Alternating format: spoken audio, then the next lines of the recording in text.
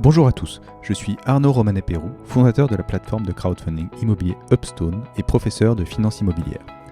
J'ai créé le podcast Des briques et des brocs pour échanger avec des professionnels de l'immobilier sur leur parcours, leur expérience, les thématiques du moment et les fondamentaux du secteur. Le but de tout ça, tout simplement vous donner accès à un maximum de savoir et de connaissances sur le secteur. Bonne écoute! Dans cet épisode, je reçois Mathieu Darras, fondateur de la société Brick Me Up, dont le but est d'accompagner les investisseurs immobiliers particuliers de la définition de leur stratégie à la recherche de biens, l'acquisition et la gestion. Nous abordons l'investissement avec une perspective gestion de portefeuille et rotation des actifs. C'est une approche originale et financière, ou comment appliquer ce que font les pros à ses propres investissements. Alors Mathieu, tu es le fondateur de Brick Me Up, qui est une société qui facilite l'investissement en immobilier. Et tu vas nous expliquer un petit peu, on va parler de la société, on va parler de comment constituer un patrimoine immobilier. C'est bien ça ? C'est ça, exactement. Alors Brick Me Up, moi je veux faire de l'investissement, je ne sais pas par quel bout m'y prendre, j'ai pas trop envie de m'en occuper non plus. C'est là que tu interviens et que tu peux m'aider. Exactement. Alors tu vas identifier le bien, tu vas m'aider dans l'acquisition, dans les travaux, dans la location, dans la gestion, dans la revente, tout. On va tout te faire. Mais avant tout ça, on va regarder avec toi quels sont tes objectifs d'investissement et on va définir avec toi quelle est la meilleure stratégie d'investissement et de constitution de patrimoine. D'accord. Donc on va regarder ensemble et on va challenger tes objectifs pour essayer de trouver quel est le meilleur investissement, quel est le meilleur type de bien qui te correspond. Et après, effectivement, on va t'accompagner sur toutes les étapes de l'investissement, y compris sur la gestion, après, une fois que l'investissement est réalisé. Donc tu peux acheter un bien avec nous, en acheter plusieurs, quasiment assis sur ton canapé. Super. Donc l'idée, c'est de comprendre en fait pourquoi on a besoin ou pourquoi il faut constituer un patrimoine immobilier. Enfin, quels sont les objectifs derrière ça et en fait à quoi ça sert d'investir, quoi. Donc à partir de là, toi, tes clients, pourquoi ils viennent te voir pour constituer un patrimoine ? Alors la plupart des clients viennent nous voir en disant voilà, je veux investir dans l'immobilier, mais tous n'ont pas une vraie raison derrière. Donc ça fait partie de ce qu'on fait dans les premières étapes, c'est d'essayer de comprendre quel est le besoin du client. Est-ce qu'il veut faire fructifier son épargne ? Est-ce qu'il veut diversifier ses placements ? Est-ce qu'il veut préparer un projet ? Est-ce qu'il veut préparer sa retraite ? Est-ce qu'il veut profiter d'un revenu, préparer une succession, ou est-ce qu'il veut arrêter de travailler dans 15 ans et être frugaliste ? Donc, c'est-à-dire que les gens arrivent avec une volonté ferme d'investir dans l'immobilier, mais derrière, la raison pour laquelle ils le font n'est pas forcément claire, en tout cas pas forcément clairement exposée. Il y a une volonté d'investir, parce qu'il faut bien investir. Exactement. Et donc toi, en fait, tu essaies de comprendre il y a un côté psy derrière, finalement. Il y a un côté, ça reste effectivement un achat très important et l'achat immobilier est un achat effectivement très psychologique. Et donc ce qui est important, c'est qu'en fonction des différents objectifs, on n'aura pas la même stratégie d'investissement. On n'ira pas sur le même type de bien. Donc c'est pour ça que c'est important vraiment de comprendre quel est l'horizon de placement, l'horizon d'investissement. Est-ce qu'on est sur du court terme, du moyen terme, du long terme ? Et tout ça va nous conduire à définir une stratégie qui peut être très différente. Donc effectivement, on peut naturellement se dire, il faut investir. Alors pourquoi il faut que j'investisse ? Pour constituer un patrimoine. Pourquoi j'ai besoin de constituer un patrimoine ? Déjà pour mettre des sous de côté éventuellement. Ensuite, peut-être pour préparer un peu ma retraite. C'est un vieux discours. Enfin, un vieux discours, pas si vieux que ça, mais en tout cas, qui est de plus en plus à la mode, je pense, de se dire, il faut anticiper un petit peu ses futurs besoins. Devenir rentier, j'imagine que c'est un peu à la marge dans ta clientèle ou ça se voit de plus en plus ? Ça se voit de plus en plus. Maintenant, dans notre clientèle, on n'a pas des gens qui viennent en disant dans 15 ans, je veux absolument être rentier. On a des gens qui se disent, on va voir, si dans 10-15 ans ça se passe bien, peut-être que je vivrai complètement de mes revenus locatifs. Mais on n'est pas forcément sur une clientèle qui se dit, moi dans 5 ans, je veux absolument vivre de mes revenus locatifs. D'accord. Donc ok. Donc on définit ses objectifs et ensuite on attaque la constitution d'un patrimoine. Donc ça va dépendre de ses objectifs, mais globalement, on a plein de possibilités d'investissement qui vont dépendre de son aspect, de son rapport à la pierre, on va dire. L'idée, c'est de comprendre à quel point on est attaché à la pierre. On évoquait, en discutant un petit peu avant, le fait qu'on peut être très attaché à être chez soi et propriétaire de son chez soi. Oui, oui, il y a plusieurs types d'investisseurs. Il y a des investisseurs qui veulent absolument investir dans un bien qui est exactement le même que sa résidence principale, qu'il l'ait acheté ou qu'il soit en location. Il veut acheter dans le même quartier, il veut le même type de bien. Ça, c'est des types d'investisseurs qui sont très très attachés à la pierre. On a d'autres types d'investisseurs qui vont plus être attachés aux chiffres. Et peu importe le type d'investissement ou la zone, ils vont plus regarder vraiment les chiffres. Quels sont les chiffres, quelle est la rentabilité, la performance de l'actif. Donc effectivement, l'acte d'achat est très psychologique et c'est à prendre en compte justement dans cette stratégie d'investissement. Alors, ça me fait penser à une réflexion où souvent... alors, moi, j'ai tendance à dire qu'il ne faut surtout pas investir dans sa résidence principale, mais c'est un point de vue que je défends en disant attention, c'est pas pour tout le monde. L'idée, c'est si on a d'autres ambitions, créer une société ou investir dans d'autres choses, peut-être que immobiliser beaucoup d'argent dans sa résidence principale, c'est pas forcément pertinent. Malgré tout, j'essaie toujours de prendre des précautions en disant que ça reste un bon investissement si on investit dans la résidence principale, selon certains critères, si on arrive à rester suffisamment de temps dedans, par exemple. Mais il y a beaucoup de gens qui peuvent, j'imagine, venir te voir en disant bon bah il faut que j'achète pas, qu'est-ce que je fais Ils sont un peu démunis peut-être par rapport à ce qu'il faut faire, où on leur dit bah il y a une pression à l'investissement, faut trouver des appartements, faut s'endetter, faut investir, mais derrière je dirais qu'il ne faut pas culpabiliser peut-être par rapport à une stratégie qu'on va choisir. Non, c'est la résidence principale est un vrai sujet.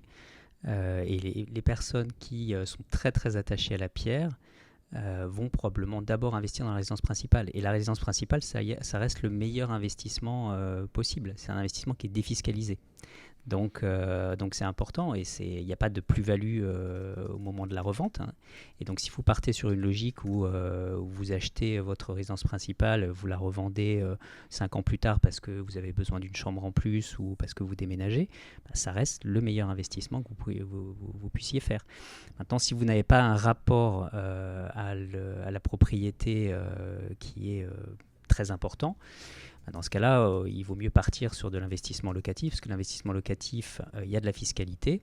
En revanche, vous pouvez investir beaucoup plus sur plusieurs biens, plusieurs types de biens. Sur un portefeuille, vous constituez un vrai patrimoine qui serait beaucoup plus important que celui constitué par votre résidence principale. Parce que derrière, alors là, tu mets le doigt sur un point qui est super intéressant, c'est de se constituer un portefeuille immobilier.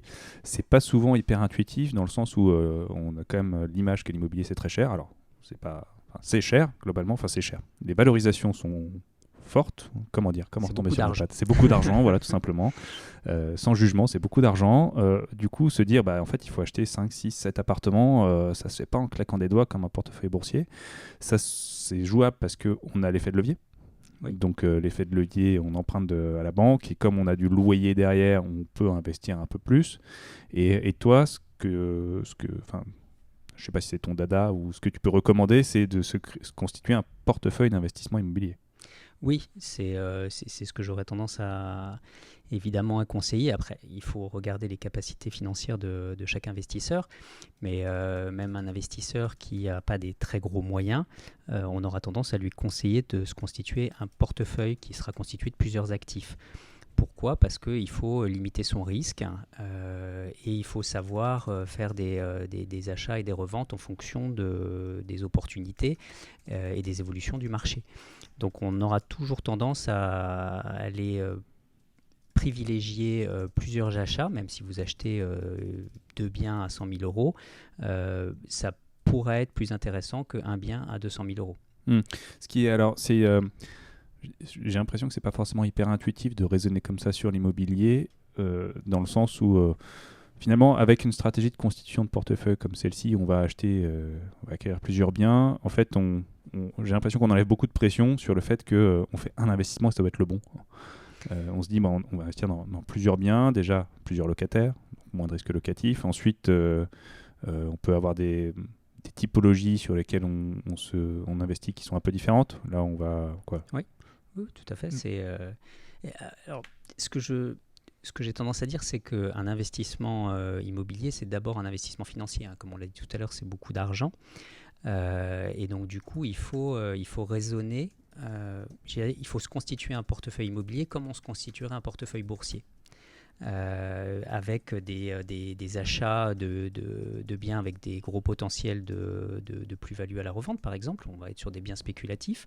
Et puis mitiger ça avec des biens de rendement, des biens qui vont rapporter beaucoup de cash, mais dans des zones où il n'y a pas forcément un gros potentiel de revente. Donc c'est important d'avoir ce raisonnement, et c'est pour ça qu'il faut privilégier la constitution de patrimoine avec plusieurs actifs plutôt qu'un seul actif. Et après, ça permet de démystifier aussi l'investissement unique, le meilleur investissement, parce qu'en fait, vous n'allez pas faire le meilleur investissement, vous allez faire une somme d'investissements qui vont vous rapporter beaucoup dans le cadre d'un portefeuille financier. Ouais. L'idée, c'est que comme on va en faire plusieurs, il y en a qui seront peut-être meilleurs que d'autres, un peu moins bons, mais dans l'ensemble, ça va créer de la diversification et du portefeuille, ce qui est beaucoup moins de pression que se dire, bon, il faut que j'en trouve un, il faut que ce soit le bon, parce que je vais me le traîner 20-25 ans. En fait, voilà, on peut avoir une logique de rotation de portefeuille, on achète des appartements, alors si on se place d'un point de vue financier, on crée de la valeur sur cet appartement, et quand on considère qu'on n'en a plus à créer ou qu'on veut libérer du cash pour investir dans autre chose, on peut arbitrer. Oui, tout à fait. La logique, quand vous achetez un bien dans une zone où il y a un potentiel de revalorisation du prix de l'immobilier, quand vous l'achetez avec une dette relativement importante, un emprunt bancaire qui finance 80-90% du bien, en gros, au bout de 7 ans, votre bien est à peu près arrivé à maturité. C'est-à-dire que vous êtes en capacité de le revendre et de récupérer suffisamment de cash pour réinvestir 2 fois dans le même type de bien. Alors pas dans la même zone, mais 2 fois dans le même type de bien. Et donc en fait, quand vous comprenez cette logique où vous pouvez quasiment doubler la taille de votre portefeuille tous les 7 ans, ça enlève le côté pression. Vous achetez un bien pour les 7 à 10 prochaines années. Alors, évidemment, il n'y a pas de vérité au moment où vous faites l'investissement. Il faut le regarder tous les ans, voir si vous êtes sur la bonne tendance. Mais c'est un bien que vous allez revendre dans 7 à 10 ans. Donc il y a beaucoup moins de pression. Vous êtes beaucoup plus focalisé sur les chiffres que sur le bien en lui-même. Oui, là, tu es dans une vraie logique d'asset management et d'une logique financière en se disant, bon, c'est un actif, vulgairement, j'ai envie de dire, on crée de la valeur dessus et on s'y attache pas forcément.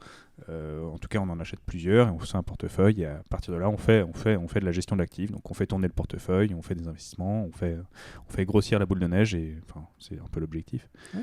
Et on avance.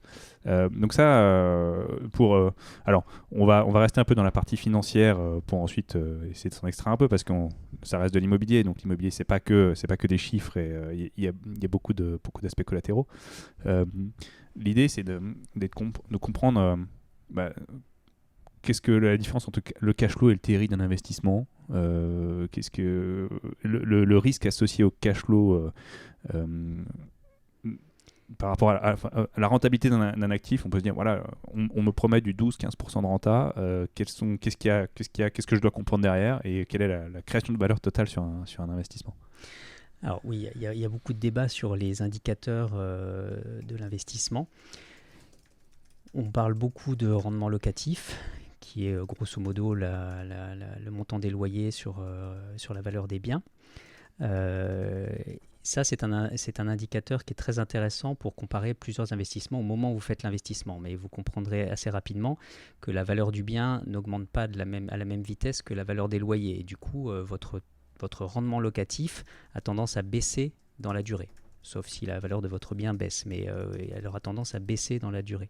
Donc, ce n'est pas forcément un bon indicateur sur la durée. Après, un deuxième indicateur, c'est le cash flow. Ça, c'est important parce que ça va définir le montant que vous allez devoir débourser ou le montant que vous allez encaisser tous les mois.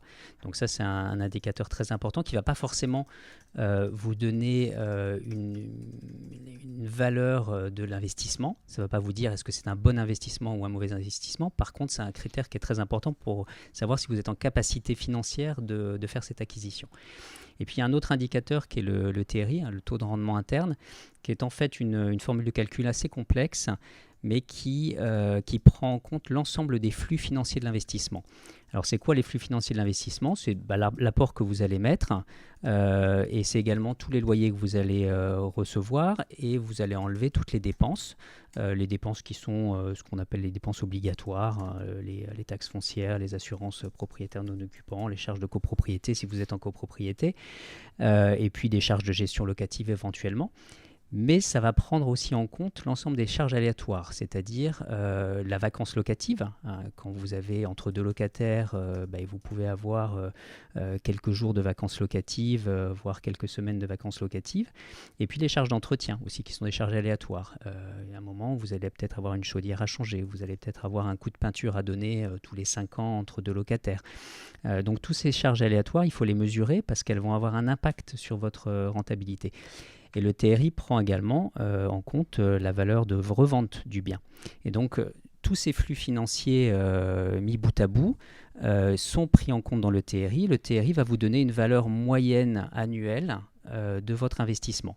Donc, si on parle par exemple d'un TRI de 10%, c'est comme si vous aviez 10% de rentabilité tous les ans, par exemple sur une assurance vie ou un livret A. Donc, c'est ça qu'il faut comparer. Et pour le coup, le TRI, comme il prend en compte l'ensemble des éléments, la revalorisation du bien, la vacance locative, etc., ça reste le meilleur indicateur pour savoir si vous faites un bon investissement ou pas. Même s'il reste un peu prospectif, dans le sens où il faut faire une hypothèse sur la valeur de sortie du bien. Dans tous les cas, vous faites une hypothèse sur la valeur locative. Donc, est-ce que dans 5 ans, vous aurez toujours des locataires? Est-ce que dans 10 ans, la zone sera toujours attractive? Ça, vous faites de toute façon des hypothèses quand vous faites un investissement. Donc on peut faire une hypothèse conservatrice en se disant que la valeur du bien est égale à la revente à la valeur d'achat. On peut se dire qu'il y a une légère revalorisation. On peut même estimer que le bien va être déprécié parce qu'il y aura du neuf à côté. Enfin, on peut faire plein d'hypothèses, mais en tout cas, on doit prendre cette hypothèse de valeur de sortie pour calculer son TRI. Et le TRI va aussi prendre en compte le fait que si on a fait un investissement avec effet de levier, on va rembourser de la dette. Donc on va récupérer du cash à la fin. Et exactement. C'est ça qui va manifester vraiment l'effet de levier dans la performance, quoi. En fait, comme vous prenez les entrées et les sorties de cash dans le calcul du TRI, vous prenez en compte le mode de financement. Et donc vous n'aurez pas du tout la même chose si vous êtes en TRI pour un achat cash ou si vous avez un TRI avec un achat avec de la dette. Le TRI prend en compte ces deux valeurs alors que le rendement locatif ne le prend pas en compte. Et alors pour revenir sur le cash flow, on a évoqué le fait que le cash flow c'est un indicateur. On a ce qu'on appelle le cash flow négatif, le cash flow neutre et le cash flow positif. Oui. Tu avais l'air de dire qu'en gros, il n'y a pas forcément de mauvais cash flow. En fait, ce que j'imagine ce que ça veut dire, c'est que derrière la valeur du cash flow, il y a une histoire sur le bien, quoi.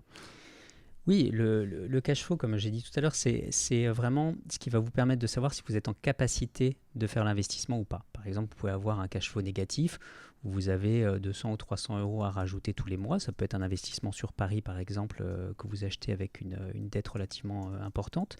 Vous allez devoir rajouter tous les mois quelques centaines d'euros. Ce n'est pas forcément un mauvais investissement. Vous pouvez avoir une revente avec une plus-value très importante et du coup vous avez fait un très bon investissement, mais vous avez eu un cash flow négatif relativement important pendant toute la durée de l'investissement. A contrario, vous pouvez aller dans une zone, on va dire on va rester dans l'Île-de-France, mais vous allez en 3e, 4e couronne de l'Île-de-France, vous pouvez aller dans des zones où il y a un potentiel de revalorisation du bien qui est très très faible. Parce qu'il n'y a pas une énorme demande locative, parce qu'il y a beaucoup de constructions neuves. Et donc là, vous n'allez pas avoir un potentiel de revalorisation important. Et donc vous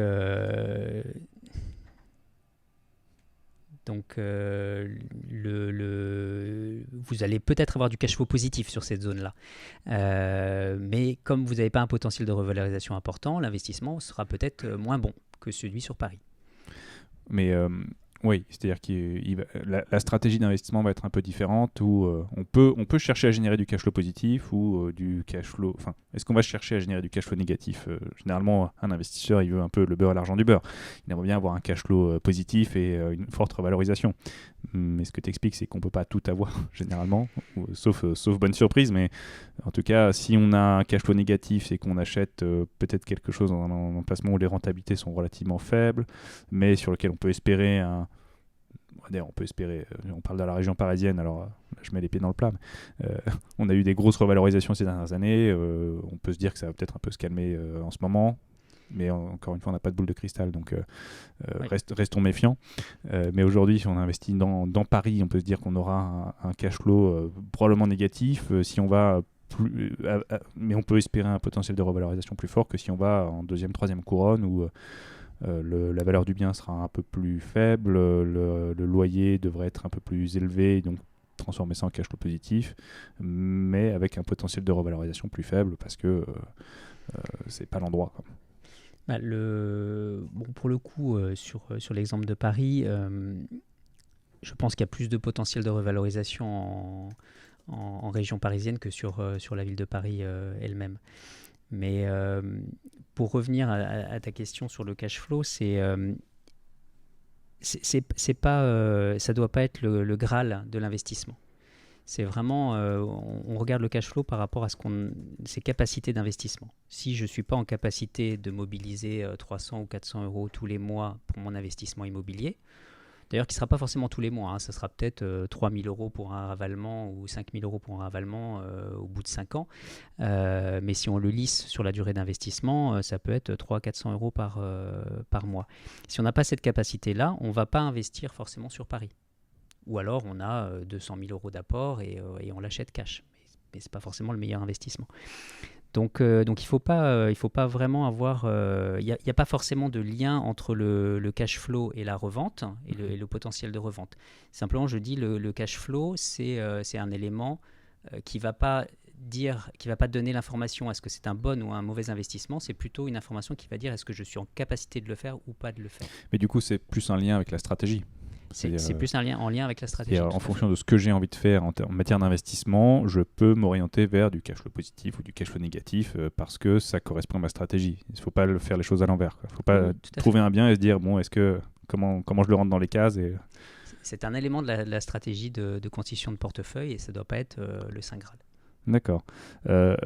Du coup, bon, on parle de l'emplacement qui est un peu le maître mot en immobilier, mais ça, on l'a un peu évoqué. En fait, c'est forcément un ensemble. On va chercher d'abord à définir une stratégie pour ensuite s'orienter vers des investissements et leur localisation, leur emplacement. Ce qu'on n'a pas... une chose sur laquelle je voudrais qu'on revienne, c'est cette histoire de rendement.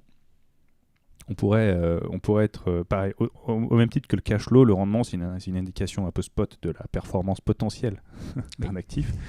On se dit, bon, bah, en fait, quitte à choisir entre du 8% et du 12%, j'ai plutôt intérêt à prendre du 12%, quoi.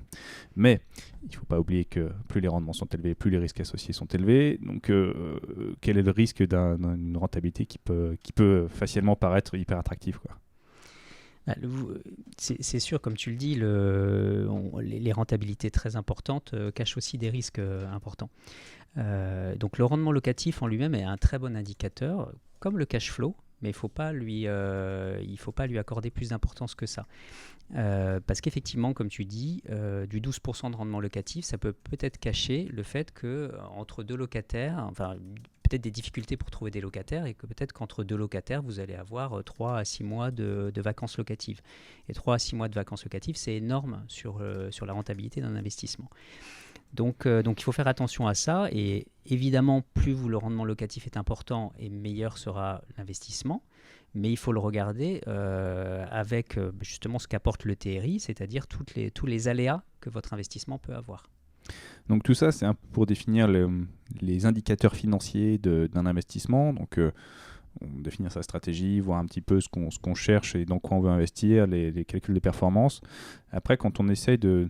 Alors là, je ne sais pas si on a pris de la hauteur ou pas par rapport à l'investissement d'un point de vue financier, mais si on veut se rapprocher de l'investissement et comprendre dans quoi on investit, il y a le côté Toi, tu mets beaucoup en avant le côté responsable de l'investissement. Oui, tout à fait, oui. Tout à fait, parce que alors, d'abord, c'est une philosophie. Hein. On considère qu'un investissement immobilier doit être responsable, parce qu'on peut vite, dans l'investissement immobilier, aller vers des excès. Par exemple, quand vous faites des colocations sans espace commun, vous déstructurez un bien.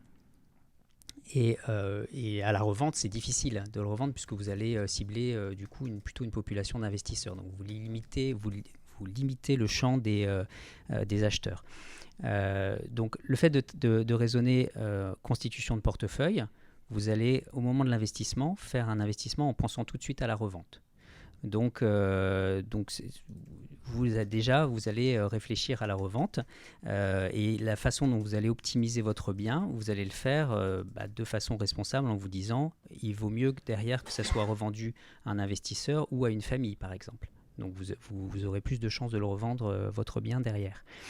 Après la responsabilité, elle est à plusieurs niveaux. Au niveau des loyers, par exemple, on va mettre des loyers qui sont dans les valeurs moyennes de la zone dans laquelle on investit. C'est-à-dire qu'on ne va pas surévaluer les loyers parce que c'est très important d'avoir le moins de vacances locatives.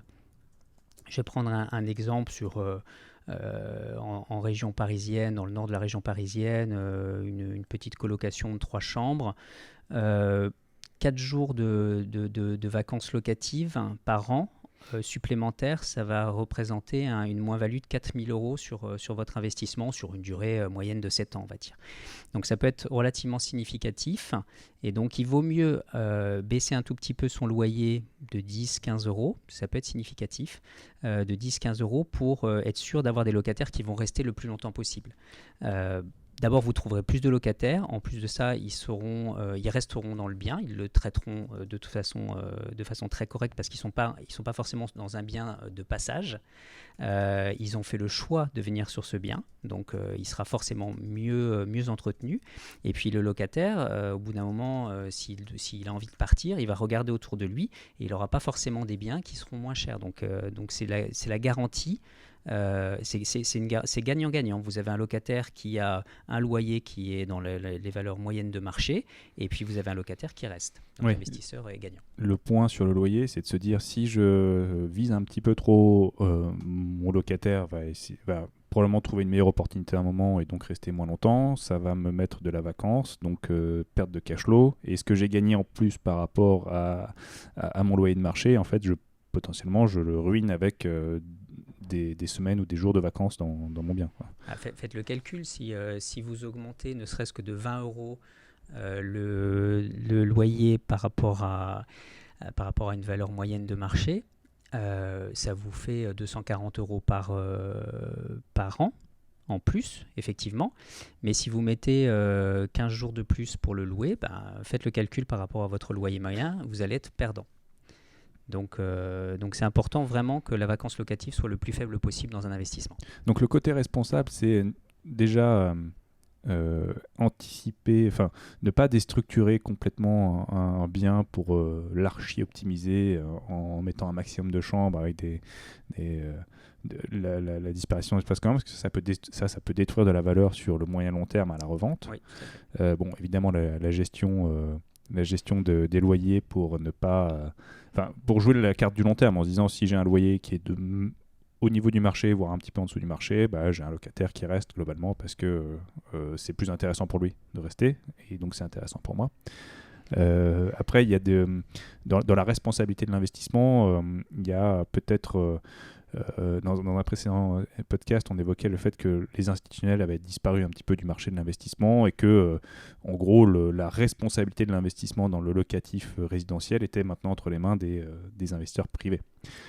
Donc là-dessus, le fait d'avoir une manne d'argent qui est investie dans l'immobilier, ça permet de faire des choses intéressantes.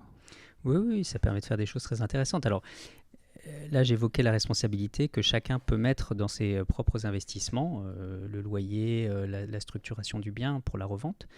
Après, il y a plusieurs façons d'être responsable dans ces investissements. C'est par exemple aller dans des zones qui sont des zones en revitalisation. On peut parler sur l'Île-de-France des zones du Grand Paris. Ce sont des zones qui en général sont en voie de revitalisation. C'est-à-dire que c'est des zones qui étaient un peu délaissées par les transports en commun, et le fait d'avoir beaucoup de transports en commun crée des nouvelles infrastructures et rend les zones plus agréables à vivre. En tant qu'investisseur privé, si vous allez dans ces zones-là, vous participez à la revitalisation de ces zones. Vous avez des appartements qui sont bien refaits en général. Vous participez à l'apport, si vous faites par exemple des colocations, à l'apport d'étudiants ou de jeunes actifs dans des zones où il y avait plutôt des familles ou des seniors. Alors ça permet d'avoir plus de diversité, de redynamiser ces quartiers. Et puis ça permet aussi d'avoir des investisseurs qui ont les moyens d'entretenir les biens. Puisqu'un investisseur en général, s'il le fait de façon responsable son investissement, il va entretenir son bien, il va entretenir l'immeuble. Donc ça permet dans des zones où on va dire le salaire moyen n'est pas très élevé, ça permet d'avoir des personnes qui sont en capacité d'entretenir et de faire évoluer les biens. Ouais, ce qu'il faut jamais omettre dans l'investissement immobilier, c'est les coûts récurrents qui peuvent être liés à l'entretien de l'immeuble, l'entretien de l'actif en lui-même, puis des parties communes. Donc c'est pas un investissement spot, on va dire, où on dépense de l'argent et après on attend que ça rentre. Ça fait partie des charges aléatoires. Il faut penser effectivement à ça au moment où on fait l'investissement. Toi, tu fais ces calculs, tu as des matrices de calcul qui te permettent d'estimer les coûts associés à un investissement pour montrer aux investisseurs, en gros, il y a le rendement, la rentabilité, le TRI et les coûts auxquels il va falloir faire face, et on estime que c'est ça. Oui, on a tous les simulateurs qui permettent à la fois sur chaque investissement de simuler le taux de rendement interne, le cash flow, le rendement locatif, les trois indicateurs qu'on évoquait. Donc on est en capacité de simuler tout ça, faire des hypothèses de croissance plus fortes, plus faibles, plus de vacances locatives, plus de charges d'entretien, plus de loyers, etc. On peut faire varier tous les paramètres de l'investissement pour voir effectivement l'impact sur la rentabilité de l'investissement. Et puis on a également un simulateur qui nous permet de simuler des constitutions de patrimoine. Donc vous achetez un actif, vous le revendez, vous en achetez un deuxième, vous en achetez un troisième en parallèle. Tout ça vous permet de simuler votre constitution de patrimoine, l'effort financier que vous allez devoir avoir, votre capacité d'emprunt, etc. Ça permet vraiment de simuler tout ça. Alors justement, pour rebondir un petit peu sur ce qu'on disait plus tôt, sur le fait que c'est pas complètement idiot de se constituer un patrimoine. Maintenant, face à la somme d'argent que ça peut demander, ça ne se fait pas non plus tout de suite. Donc, un investisseur peut... Une bonne stratégie, il n'y a pas forcément de bonne ou de mauvaise stratégie, mais on peut se dire, je me fixe l'objectif d'investir dans un appartement tous les 1 an, 2 ans, 3 ans. Comment on va définir ça ? Donc on le définit ensemble avec l'investisseur. Si l'investisseur a une capacité d'emprunt, on va dire de 300 000 euros, il faudra se poser la question avec lui de savoir si il va acheter 2 appartements, 2 investissements de 150 000 euros ou un de 300 000 euros. Et ça, on va regarder le cash flow, on va regarder ses capacités d'emprunt, etc. Pour définir avec lui la stratégie. Une fois que vous avez fait les investissements, une fois que vous avez démontré aux banques que vous êtes en capacité de rembourser les emprunts, que les investissements se louent, que vous êtes tout à fait un professionnel de l'investissement, c'est plus facile pour les banques de vous prêter de l'argent. Donc en ce moment, les crédits sont plus compliqués à avoir compte tenu pas forcément de la crise du Covid, mais de l'échauffement des prêts, du nombre de prêts immobiliers. Donc c'est un peu plus compliqué d'avoir ces emprunts, mais ça va revenir à une situation un peu plus normale. Et si vous avez démontré que vous avez acheté un bien une première année, puis un deuxième bien une deuxième année, la troisième année, ça sera plus facile pour vous de faire une troisième acquisition. Oui, l'idée c'est que on peut générer de la fidélité avec son banquier. C'est un précédent invité qui évoquait le fait que lui, il avait sa banque de quartier finalement, avec laquelle il avait fait tous ses investissements, parce que maintenant, son banquier le connaît et il connaît sa capacité à faire des investissements. Donc il y a, outre l'arbitrage sur le taux et les conditions de crédit, mais avoir un interlocuteur et quelqu'un qui connaît sa capacité à investir, ça permet d'aller plus facilement sur l'investissement. Ça, c'est une certitude. Hein. Le meilleur banquier, c'est le banquier que vous connaissez depuis longtemps, et c'est un banquier de quartier. Il sera capable de vous prêter, même si vous avez une situation compliquée. Après, il faut regarder les choses avec un petit peu de hauteur. Si vous avez un très gros potentiel vis-à-vis de la banque, hein, puisque c'est ça le plus important, vous pouvez au départ mettre en concurrence les banques, peut-être sur un premier investissement, peut-être sur un deuxième, et après essayer de trouver une banque qui va vous permettre d'être un petit peu plus fidèle et qui vous accompagnera sur la suite de vos investissements.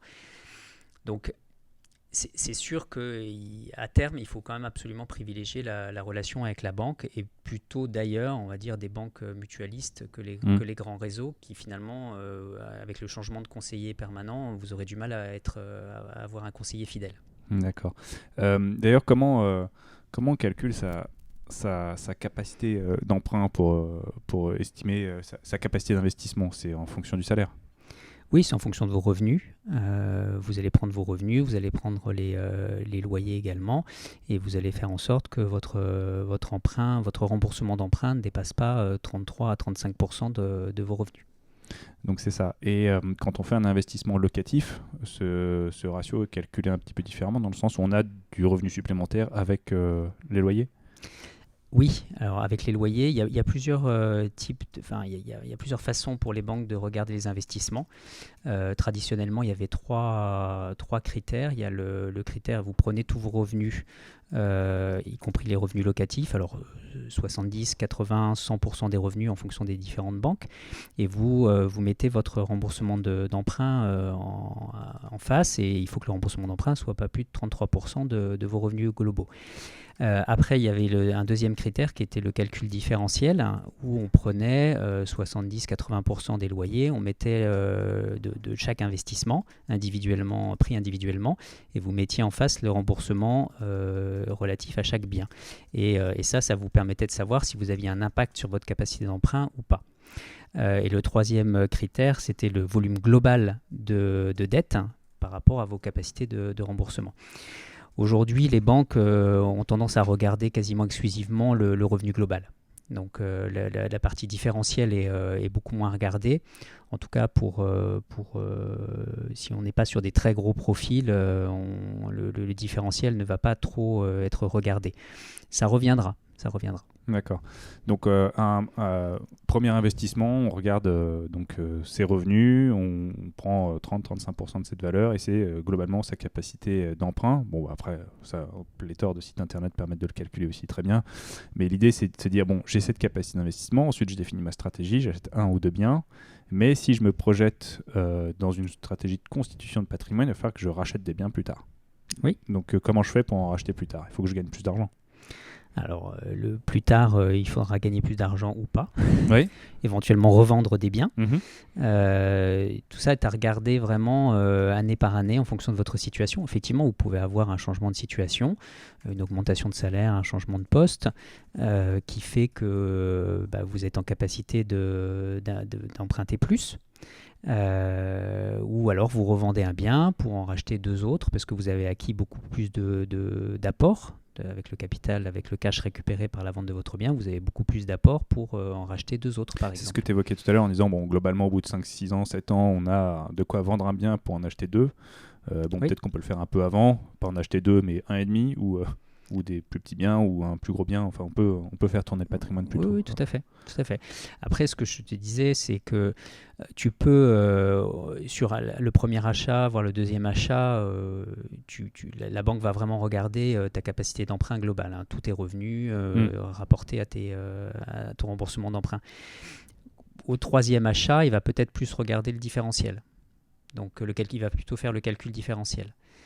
Et donc, à ce moment-là, tu vas pouvoir dépasser un peu plus tes 33-35% de taux d'endettement. Mais bon, tout ça est aussi lié à la conjoncture et là on se projette plus à 2 ou 3 ans. Oui, ce qui se dit, c'est que les banques ont énormément prêté ces dernières années, donc il y a un volume de créances qui a été mis sur le marché qui est colossal. Alors, je ne sais pas si c'est le régulateur ou si c'est la place qui a demandé aux banques de tempérer un petit peu, et donc de resserrer un petit peu les conditions de crédit, de façon à émettre un petit peu moins de dette, quoi. C'est le régulateur qui a effectivement demandé à limiter les crédits, et il a demandé à limiter les crédits à partir de début 2020, donc avant la crise du Covid. Juste avant, oui. Juste avant, ouais. Tout ça parce qu'effectivement, en 2019, il y a eu une surchauffe du crédit immobilier. On a dépassé les millions de transactions dans l'année, et avec des banques qui prêtaient sur 25, 30 ans à des foyers qui n'étaient pas forcément très solvables.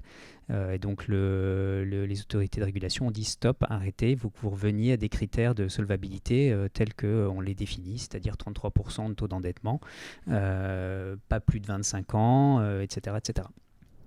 Donc, ce qui fait que le marché ralentit un petit peu en termes d'émission de crédit. Donc, c'est peut-être un peu plus long, un peu plus compliqué. Il n'est pas non plus, il n'a pas disparu, ce marché. Mais toi, tu t'estimes que il va y avoir un retour à la normale, peut-être pas autant que la frénésie de 2019, mais voilà, ça va, les conditions pourraient s'améliorer, quoi. Les excès vont être gommés. Après, les banques aujourd'hui ont quand même entre guillemets droit à 15% de dérogation. Donc il y a 15% des dossiers qui passent en dérogation, c'est-à-dire qui ne respectent pas l'ensemble des critères qu'on a évoqués tout à l'heure. Oui, ça devrait être un petit peu plus facile pour les Français d'emprunter dans les années qui viennent. Mais je ne pense pas qu'il y aura des excès comme on a eu en 2019 ou même les années d'avant. Donc gérer son effet de levier, ça se fait par rapport à sa capacité d'endettement qui est générée par ses revenus. Et puis après, une fois qu'on s'est lancé, on a fait un investissement, 2 investissements, le banquier nous connaît, on a peut-être plus de revenus, on peut revendre des biens. Enfin, le champ des possibles est un petit peu plus large. Mais en fait, c'est très dur de définir une stratégie sur les 10 prochaines années qui va rester figée. Une stratégie jamais figée, hein. Elle change. On va dire qu'il faut donner une ligne directrice. Comme un business plan, c'est jamais vraiment vrai, quoi. Exactement. Donc vous faites... il faut se donner une trajectoire.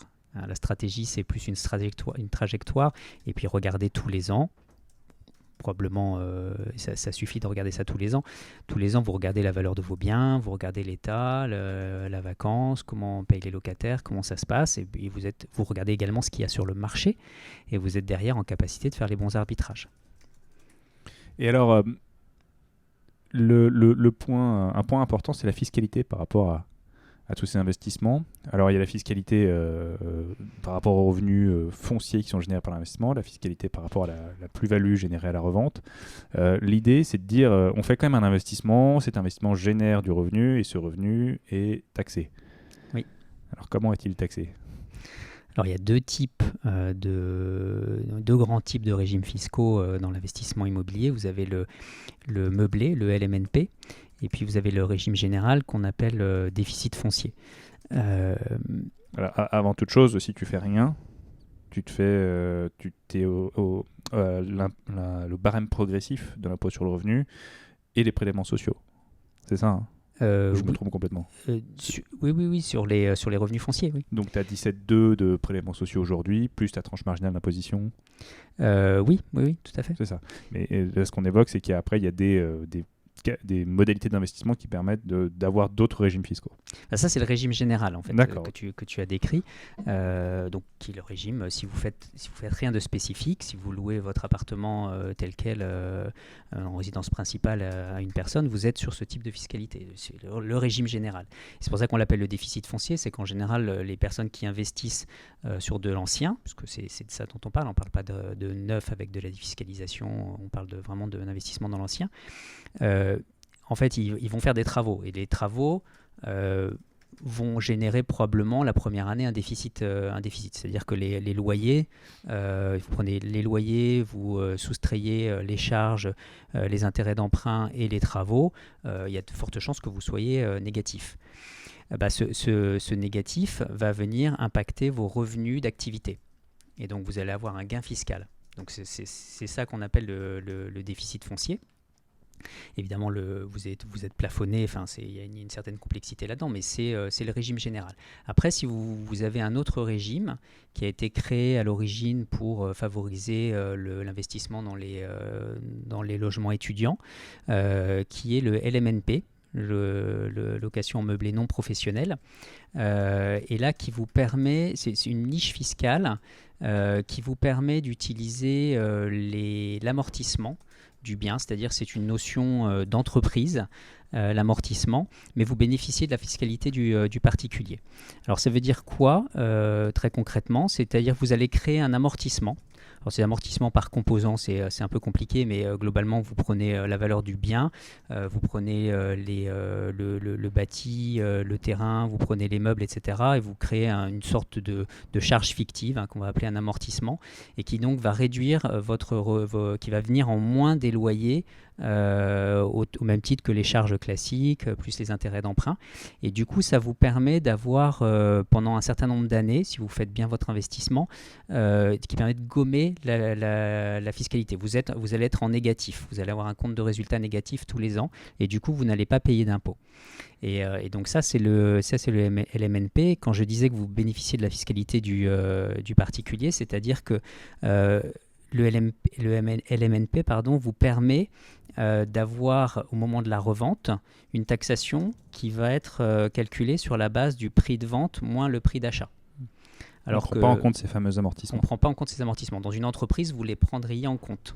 C'est-à-dire que en gros, sans rentrer dans le détail de toutes les subtilités de l'amortissement, on dit qu'on achète quelque chose 100 000, on l'amortit sur 20 ans, donc si je ne me trompe pas, il y a un amortissement de 5 000 euros par an, donc tous les ans, en gros, la valeur, l'année 1 c'est 100 000, l'année 2 c'est 95, 90, 85, etc. jusqu'à potentiellement 0. Donc on amortit le bien, mais fictivement ici, puisque l'idée, c'est qu'au moment de la revente, si on l'amortissait comptablement comme dans une entreprise, au moment de la revente, on prend la valeur déduite des amortissements passés. Alors que là, non, pas du tout. C'est le prix d'achat. Exactement. Donc c'est effectivement un peu compliqué. Ce qu'il faut retenir du LMNP, c'est que un double effet qui se coule. C'est qu'on se crée une charge fictive qui permet d'essayer d'avoir un compte de résultat immobilier négatif en permanence et du coup de ne pas payer d'impôt sur ses loyers. Donc ça, évidemment c'est encadré. On dit ça veut dire location meublée non professionnelle. Ça veut dire que au-delà d'un certain seuil, on passe en LMP. Donc on n'a pas exactement les mêmes subtilités. Donc et c'est donc meublé aussi. Donc c'est une typologie particulière de biens. C'est une typologie particulière Alors, tous les biens peuvent être éligibles au LMNP. Il faut simplement mettre un certain nombre de meubles et avoir un bail d'un an, un bail meublé qui est spécifique. Et il y a une subtilité de comptabilité aussi. Il y a oui, absolument, une subtilité de comptabilité. C'est plus compliqué de gérer son LMNP puisqu'en fait, c'est comme si vous aviez une entreprise. Il faut que chaque année, vous déposiez une liasse fiscale en plus de votre déclaration sur les revenus. Vous allez intégrer les loyers et les charges. Vous allez devoir faire une liasse fiscale comme si vous aviez votre propre entreprise. Et pour ça, en plus, il faut faire une demande d'activité loueur en meublé non professionnel auprès du greffe du tribunal de commerce. D'accord, donc tout ça pour dire qu'il y a quand même des coûts associés, c'est-à-dire que si on passe par un comptable pour faire cette liasse fiscale, je ne sais pas si c'est obligatoire ou pas, mais c'est peut-être conseillé en tout cas. Alors il n'y a pas d'obligation, maintenant il faut savoir faire une liasse fiscale. Il ne faut pas se planter. Il ne faut pas se planter. En revanche, il faut prendre un centre de gestion agréé qui va regarder la liasse fiscale avant que vous la déposiez. Et ce centre de gestion agréé, en fait, si vous ne le prenez pas, il n'y a pas d'obligation, mais si vous ne le prenez pas, en fait, vos revenus locatifs vont être majorés de 25%. Si vous ne prenez pas le centre de gestion agréé. C'est-à-dire si vous avez un revenu, donc les loyers moins les charges, vous avez un revenu annuel de 1 000 euros, le fisc va prendre en compte 1 250 euros, pas 1 000 euros. Donc vous avez une majoration. Donc c'est pas obligatoire, mais c'est quand même conseillé, j'ai l'impression. C'est quand même incitatif. Oui. Alors ce qu'il faut savoir, c'est que toute la partie comptabilité, votre comptable et votre centre de gestion agréé, en fait, vous pouvez en récupérer les 2 tiers sur vos impôts. D'accord. Donc il y a une partie qui est défiscalisée en gros. Toi, ce que tu fais beaucoup pour tes clients, c'est plutôt du déficit foncier ? Alors, ça dépend des clients, mais oui, effectivement, ce qu'on propose à nos clients, en fait, il y a deux types d'investissements. On va dire qu'il y a les deux types d'investisseurs. Pardon. On a les investisseurs qui veulent faire plusieurs acquisitions. Et là, on va les pousser à aller vers du déficit foncier si ils ont comme objectif d'acheter à minima un bien tous les 2 ans avec du déficit. Parce qu'il faut que, en fait, le principe du déficit foncier, c'est que vous allez arriver, même si vous avez des travaux, vous allez arriver à payer de l'impôt beaucoup plus rapidement qu'avec le LMNP où vous créez une charge supplémentaire. Donc, c'est intéressant de faire du déficit foncier parce que vous avez la perte de la première année liée aux travaux va venir impacter votre revenu imposable et du coup, vous allez gagner des impôts. Vous allez avoir un gain d'impôt quand vous faites votre investissement en déficit foncier. En revanche, au bout de 3 ans, vous allez vous mettre à payer des impôts sur les loyers. Donc, c'est pour ça que si vous faites un investissement tous les 2 ans et vous créez du déficit foncier en permanence, en fait, vous allez gommer votre fiscalité pendant toute la constitution de votre portefeuille. Et alors, quand on parle de déficit foncier, ça vient gommer les revenus fonciers, pas les revenus du salaire. En déficit foncier, non, ça vient gommer les revenus salariaux. Aussi ? D'accord. À hauteur de 10 700 € par an et par foyer. Ok, donc mais c'est inclus dans d'autres niches ou c'est revenus particuliers ? C'est des revenus particuliers mais limités à 10 700 €. D'accord, donc ok, moi j'étais persuadé que ça gommait juste les revenus fonciers. Ce que tu es en train de dire, c'est que ça va gommer les revenus foncier, mais s'il en reste, ça vient aussi gommer les revenus du salaire. Enfin, oui. les impôts sur le salaire. À hauteur de 10 700. Et après, c'est un peu plus compliqué que ça, parce qu'on ne prend pas en compte les intérêts d'emprunt, etc., etc. Mais en gros, ce qu'il faut retenir, c'est oui, si vous faites du déficit foncier, vous achetez un bien, vous faites des travaux, vous avez toutes les chances d'avoir un gain d'impôt la première année. D'accord, d'où l'idée de, si ils sont faits régulièrement, de maximiser ce déficit, de maintenir ce déficit foncier. Il faut maintenir ce déficit foncier. Et après, l'astuce, c'est qu'au bout d'un certain temps, vous pouvez changer de fiscalité, c'est-à-dire de passer d'un bien en déficit foncier, de le passer en LMNP. Donc là, il faut que ça soit 3 ans après l'imputation du dernier déficit foncier. Donc il y a un certain nombre de critères. Mais on va dire au bout de 4 ou 5 ans, votre bien qui est en déficit foncier, vous le passez en LMNP. Il faut le meubler, il faut changer le bail, donc c'est probablement à l'occasion d'un changement de locataire. Mais vous avez la possibilité de jouer sur les deux fiscalités. Il y a beaucoup d'investisseurs qui ne se posent pas forcément cette question de la fiscalité quand ils investissent en disant je vais acheter, je vais louer, puis... Alors, j'aurais tendance à dire qu'il y a 90% des investisseurs viennent sans avoir une idée précise. Ou alors ils se disent, tiens, je vais faire du LMNP comme tout le monde me dit de faire. Mais ils ne se posent pas la question effectivement du déficit foncier, LMNP, qu'est-ce qui est le mieux pour moi. Et c'est là où on intervient dans la stratégie d'investissement. Oui, il y a quand même des vraies subtilités, un vrai avantage à définir sa stratégie encore une fois. Tout à fait. Je voulais lancer le gros mot de la SCI, parce qu'on parle de fiscalité, on parle de patrimoine, et puis souvent on voit poindre de ci de là sur Internet des stratégies d'investissement avec des holdings et des SCI. C'est pertinent ? Alors, la SCI a 2 intérêts. Le premier, c'est la transmission.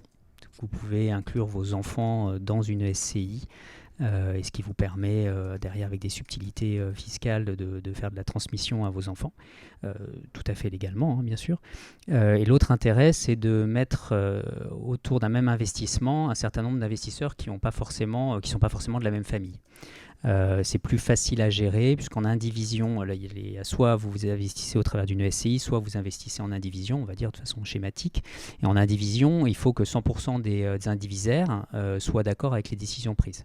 Donc le jour où il y en a un qui veut vendre, l'ensemble doit d'accord. Il faut que tout le monde soit d'accord, absolument. Donc la SCI, c'est une gestion plus facile. Maintenant, elle a un coût. Donc il faut bien regarder le coût-bénéfice d'une SCI. Un coût de constitution de la SCI et puis un coût de gestion, un coût comptable de gestion comptable et un coût également pour chaque opération. Quand vous avez des personnes qui rentrent, qui sortent, il faut dépenser un peu d'argent. C'est une société, donc elle a effectivement de la comptabilité, elle a un compte en banque. On a tendance à oublier que les comptes en banque peuvent être payants et pour les sociétés c'est souvent payant. Donc il y a des frais associés à la gestion d'une société. Il faut déposer les comptes, il faut... Vous avez des obligations. lettres à donneur de caution à payer, vous avez un certain nombre de choses à payer. Et puis les SCI sont moins bien financés que les achats en direct par les banques. Alors l'idée, c'est que sur une SCI, on peut s'endetter sur la valeur du bien ou sur la rentabilité même du bien en excluant Alors, après, il y a plusieurs types de SCI. Si vous êtes les SCI à l'IR ou à l'IS, donc à l'impôt sur le revenu ou à l'impôt sur les sociétés, si vous êtes dans une SCI à l'impôt sur les sociétés, ça va être traité comme une société, comme une entreprise. Donc on va vraiment regarder le côté revenu et le côté charge comme dans n'importe quelle entreprise. Si vous êtes dans une SCI à l'IR, ça sera traité comme si vous faisiez une acquisition en direct. Donc la banque va vraiment le considérer en fonction de vos revenus. Oui. Vous serez cautionnaire, c'est bien la SCI qui va emprunter, mais en gros, c'est bien les associés de la SCI qui vont être regardés par la banque. D'accord. Après, pour continuer sur ton point, effectivement, on parle de holding, d'optimisation fiscale, etc. Moi, ce que je dis à nos clients, c'est globalement, quand vous avez un patrimoine d'1 à 2 millions d'euros, ça peut être intéressant de faire de l'optimisation avec des holdings, des SCI, etc. Maintenant, quand vous achetez un bien à 200 ou à 500 000 euros, au-dessous d'1 million, vous allez vous créer une complexité avec des coûts de gestion, des coûts administratifs qu'il faut quand même regarder de façon éclairée. Et en gros, en dessous de 1 à 2 millions, ça ne sert pas à grand-chose de mettre en place des structures. Notamment si vous êtes dans la gestion patrimoniale avec des achats-reventes. Ça ne sert à rien de rajouter de la complexité administrative.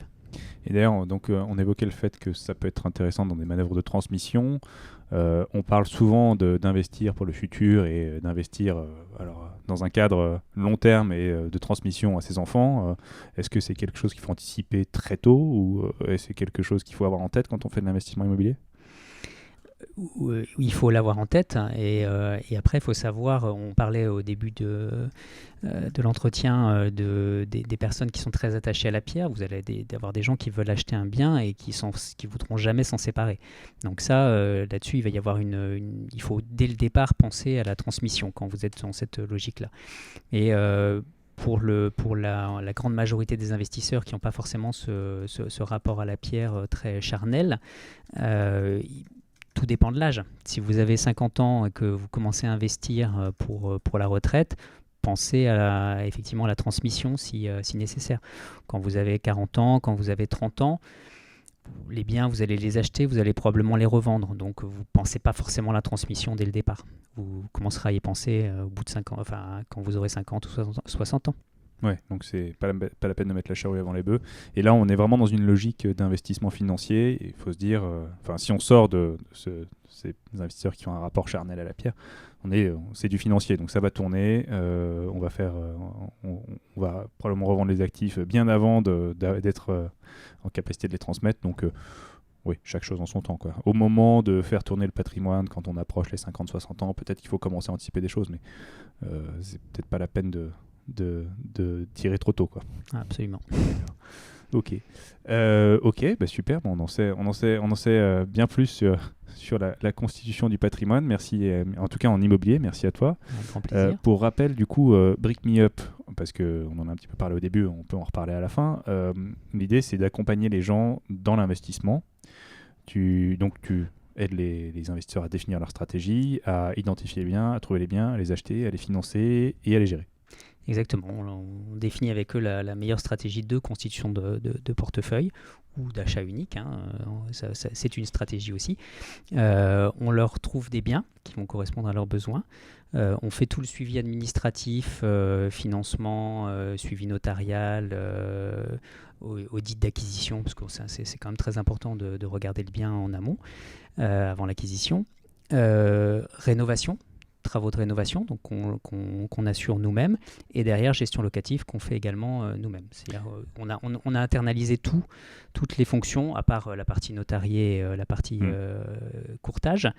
Sinon le reste on a tout internalisé. Ça nous permet vraiment de nous engager aux côtés de nos investisseurs. Parce que le point pour se constituer un patrimoine, c'est qu'il faut acquérir plusieurs actifs et naturellement comme tout bon investisseur, on va chercher à investir à côté de chez soi, mais le à côté de chez soi ne correspond pas forcément à sa stratégie. Mais si on s'éloigne, il faut gérer, il faut pouvoir répondre à son locataire le dimanche matin quand il a une panne d'électricité.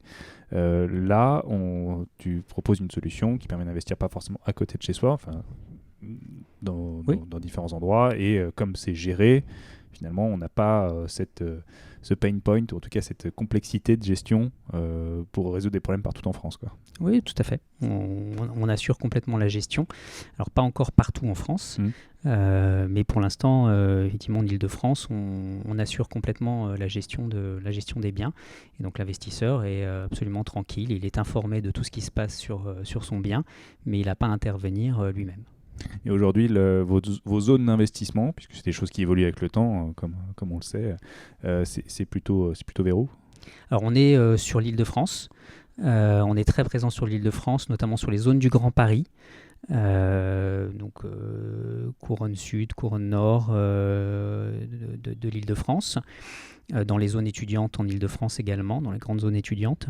Et on commence à ouvrir certaines villes en région, mais des villes où il y a un vrai potentiel de revalorisation. C'est-à-dire qu'on ne va pas forcément dans les grandes métropoles comme Lyon ou Bordeaux, où il y a déjà eu des revalorisations très très importantes du prix de l'immobilier. On va plutôt dans des zones secondaires, type Orléans, Amiens, Saint-Étienne, où là il y a un potentiel certain de revalorisation. Super.